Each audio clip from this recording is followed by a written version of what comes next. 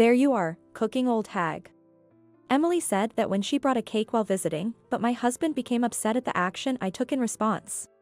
What are you doing? Apologize to Emily.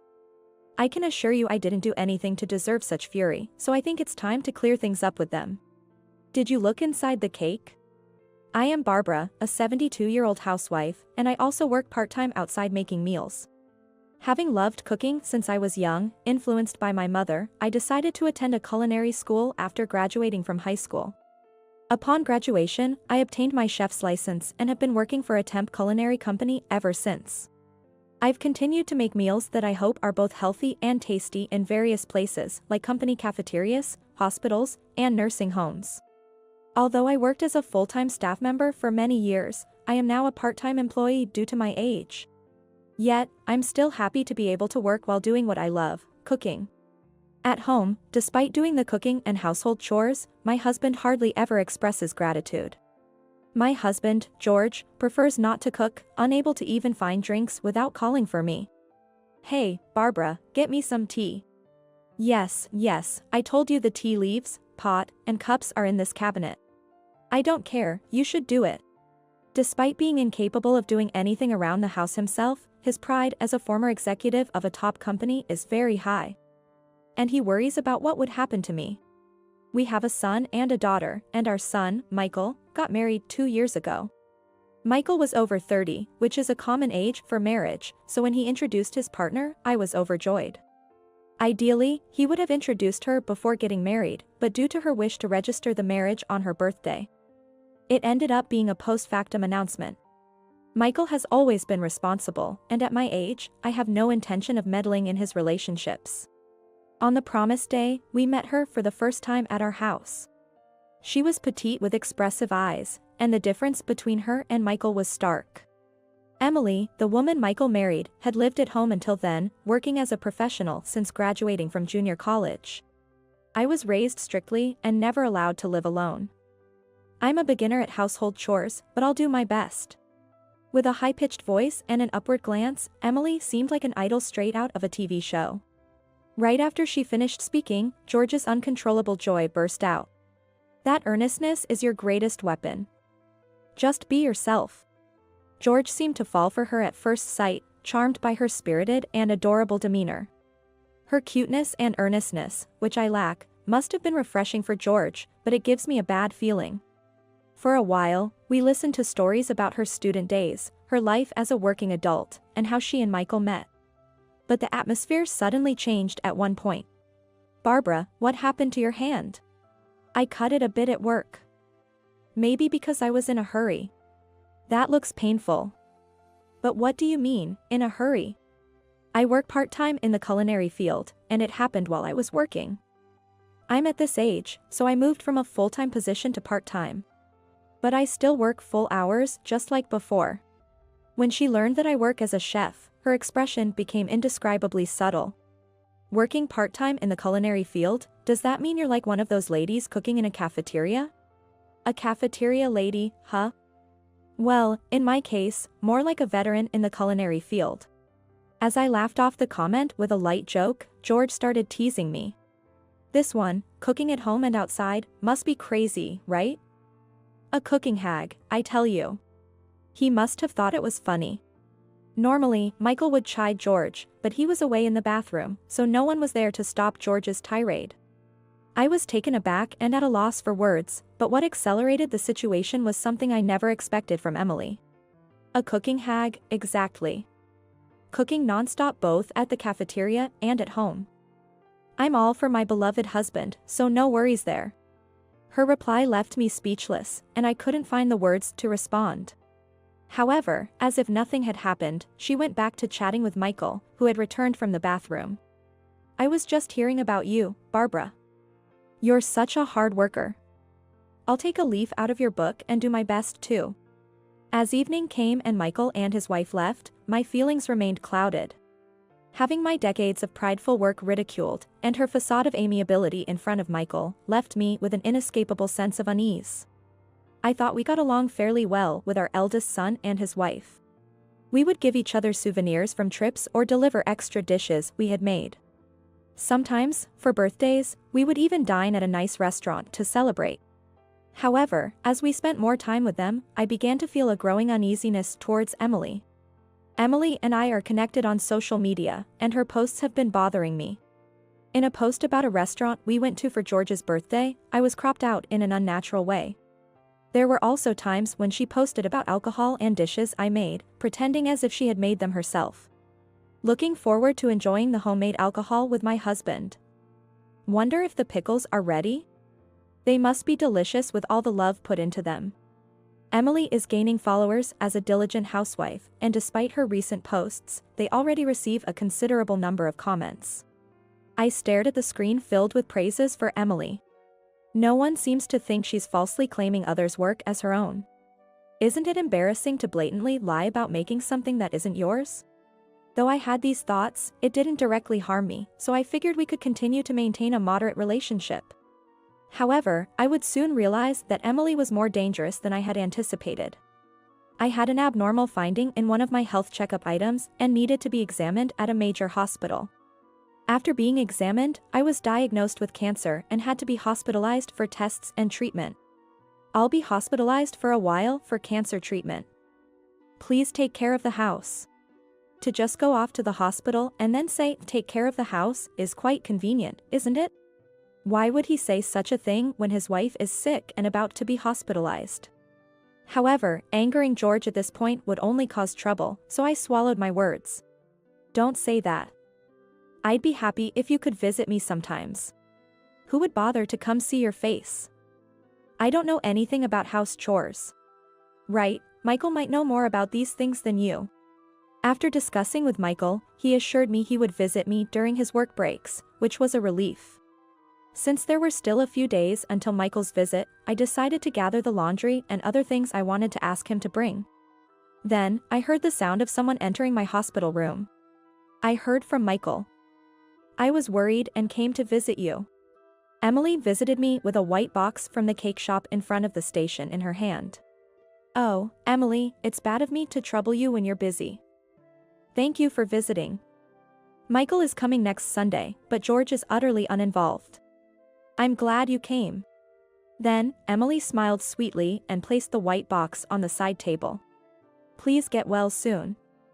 I bought the cake you said you liked, so please enjoy it. Thank you. Since you went to the trouble, let's eat it together. But Emily started to prepare to leave with a light wave of her hand. I have a little errand to run. Please enjoy it, Barbara. Oh, there are 2 cakes inside. Emily left the room after a brief conversation.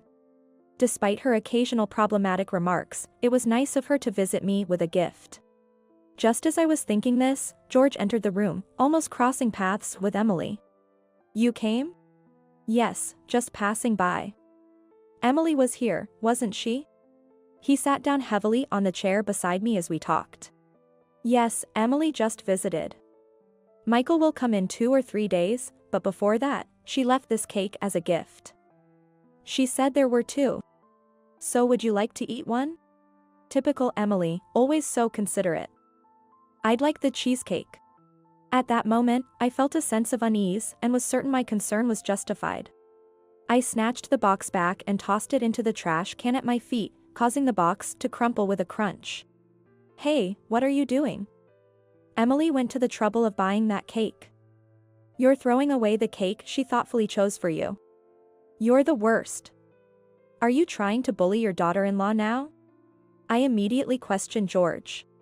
Did you look inside the cake? No, I haven't. What's that got to do with anything? He seemed not to understand what I was getting at. Don't talk about bullying.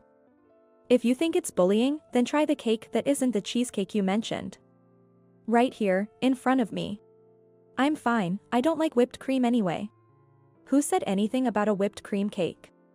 George seems perplexed, as if he doesn't understand, but does he not realize what he's saying? All I said was that there were 2 cakes. Isn't it strange that you chose a cheesecake without even seeing what was inside? Well, I just thought it might be a cheesecake. It seems he still hasn't realized the important point, so I decided to enlighten him. Moreover, after I threw the cake in the trash, I only mentioned trying the one that wasn't a cheesecake. What did you say to that? I don't remember what I said. George is laughing while looking up, a clear sign he's trying to dodge the issue. You said you were fine without it because you don't like whipped cream. As if you already knew there was a cheesecake and a whipped cream cake inside. That's just nitpicking words, what you're doing is dirty. He's red-faced and trying to brush this off in a fit of anger, so I pressed on further. You haven't opened the box, and it's not damaged enough to see inside, yet you claim to know what's inside. It's obvious you already knew what was in it. Don't be ridiculous. I didn't see Emily buying the cake, so I definitely don't know anything. Say whatever you want. For now, try the one that's not the cheesecake. If there's nothing wrong, I'll apologize for accusing you of bullying our daughter-in-law. Hearing the word apology, George's eyes lit up, seeing a chance to turn the tables. But this isn't where it ends. If there's something wrong with the cake, I'll call Emily right away. I retrieved the cake box from the trash and found a cheesecake and a fruit cake loaded with whipped cream inside, just as George had said. It's a bit damaged but still good enough for a taste test. I placed the whipped cream-laden fruit cake on a paper plate and handed it to George with a disposable fork. George grimaced and muttered under his breath as soon as he tasted it. Ugh. Salty. Disgusting. That cake is salty, isn't it? I knew because... Now, as promised, call Emily here.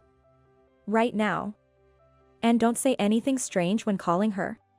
Or you'll have to answer to me. As promised, I had George call Emily to the hospital room. Reluctantly making the call, George's usual cheerful demeanor was nowhere to be found. His usual upbeat demeanor was nowhere to be seen, probably because his wife, who had seen through everything, was watching. It was like a minion reporting a failed mission to the boss. While I was thinking this, Emily soon entered the room. What's the matter? I rushed over here after getting a call from George. Did I forget something? I can be so scatterbrained, sorry. Emily probably doesn't realize that her plan has been exposed. I handed her the box with the cake I had just taken out of the trash. Right, you forgot something. This box is meant for me, right? Of course. You were talking about how exquisite the whipped cream cakes here are. You know I have taste disturbances from cancer treatment, right? Emily covered her mouth with her hand in surprise, as if hearing it for the first time. Was that the case? I had no idea. She still seems intent on playing dumb, so I decided to corner her. This whipped cream, George said it's salty. Did you know that strong salty flavors could interfere with treatment? Realizing the plan had failed, Emily glared at George with a fierce look. Blaming her co-conspirator wouldn't help, so Emily, perhaps trying to cover up, was clearly scrambling for an excuse. It's strange. Whipped cream being salty. That must be it, the bakery must have mixed up sugar and salt. I'll talk to them, so don't worry. You think not knowing about the taste disturbances and the cake being salty is going to cut it? It's not my fault I didn't know. If we keep blaming every mistake, we'll end up being disliked, right? I'm sorry. But I don't have the professional knowledge like you, so I'll be leaving now. As Emily was about to leave the room, I rushed to the door, locked it, and leaned against it to prevent her from leaving. It can't be helped is something the person who is wronged should say, not you. Are you going to talk to the bakery? After bringing a homemade cake in a bakery box, what are you going to say to them? So what, Mom never makes mistakes? Amazing, I respect that. Emily's tone was provocative, but engaging in a fight wouldn't solve anything. I picked up my tablet from the bed and opened a search engine. The search history showed cancer treatment interference foods, salt cancer progression, taste disturbances salt, and similar entries. For some reason, this tablet has a search history I don't remember making. Could it be a misunderstanding on your part, Barbara? But I haven't used this tablet recently. And when I checked the history, it looks like it was around the time you two came home for the New Year's. You wanted to use it to watch a live stream of your favorite idol, if I remember correctly. I didn't miss the twitching on Emily's face. Are you suggesting that I searched for cancer progression just because I borrowed it once? Please stop making baseless accusations. It's not an accusation, it's a fact. This icon here looks like your favorite idol. It seems you forgot to log out. Seeing the icon, Emily turned pale, and her hands started trembling. I knew you didn't like me, but there's a line you shouldn't cross, right? This is like poisoning, what you're doing is criminal. Emily, clearly infuriated at being accused of a crime, lashed out in anger. I did nothing wrong. It's because you've been unpleasant to me, right? I just wanted to show you that being able to cook doesn't make you superior. You should be grateful for that. I truly have no idea what she's talking about. I've hardly discussed my work or cooking with Emily. I've only brought homemade alcohol and dishes to them a handful of times. I never intended to boast, but if you felt uncomfortable with my stories, I apologize. However, that doesn't justify your actions. As I firmly stated this, Emily became hysterical in the hospital room. After all I've taught you, you still don't get it, you old hag. Is a woman who can cook really that great? Gloating just because you've won over some stomachs. George, who had been quietly standing to the side, unexpectedly chimed in. Since calling Emily into the hospital room, George had been as inconspicuous as air in a corner, but suddenly, he started to intrude into the conversation. That's right. A woman's worth is her charm. But you've always been out working, never showing the determination to protect the home. Just because you have some cooking certificate doesn't make you any better. So, you're still here. You're really taking Emily's side, aren't you? You knew your duty was to ensure I finished the salt-laden cake. So what if that's true? It's none of your business. We were even discussing moving in with Emily and her family soon. You can live on your own. So you'd be better off living modestly in some room. It seems George and my eldest son and his wife had arranged to live together without me. This is the first I've heard of moving in together, and George's words make it clear he wants me out of the house as soon as possible. What have you been thinking all this time? Moving in together must have been Emily's idea, right? That's right, unlike you, she's kind and considerate.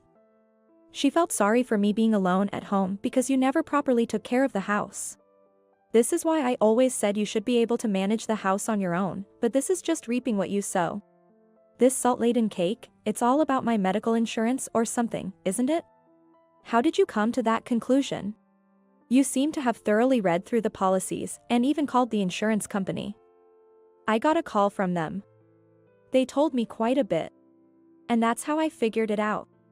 Thinking that they plan to prolong my treatment to use the insurance money for living together with my eldest son and his wife is terrifying. It's lucky I found out through the search history and the call from the insurance company. But I shudder to think what would have happened if I hadn't noticed. Michael seemed completely unaware of George and Emily's malicious actions towards me. And he took their interference with my treatment very seriously, leading to his decision to divorce Emily. Emily was quite resistant to the idea of divorce.